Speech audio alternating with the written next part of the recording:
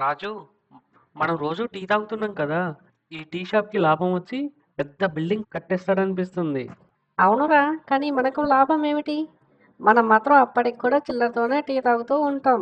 అదే నా ఐడియా. మనం ఈ టీ షాప్కి పార్ట్నర్షిప్ అడగాలి. 50% లాభం మనకే రావాలి. అబ్బా, అప్పుడు రోజు ఉచితంగా టీ తాగొచ్చు. ఉచితం కాదు, మనమే ఒక ప్రత్యేకమైన ప్రీమియం టీ తీసుకురావాలి. 20 రూపాయల టీని 100 రూపాయలు చేయాలి. ఒరేయ్, 100 రూపాయల? ఇక్కడ 10 రూపాయలకి తాగడం కూడా కష్టమైపోతుంది. అది మన స్ట్రాటజీ. మనం ప్రపంచంలోనే ఉత్తమమైన టీ పేరు పెడదాం. పైగా రోజూ చాయ్ తాగిన వాళ్ళకి విఐపి కస్టమర్ ట్యాగ్ ఇద్దాం. విఐపి ట్యాగ్తో ఏమొస్తుందో తెలుసా? చిల్లర ఇచ్చినందుకు టీ షాప్ వాళ్ళు నవ్వుతారు.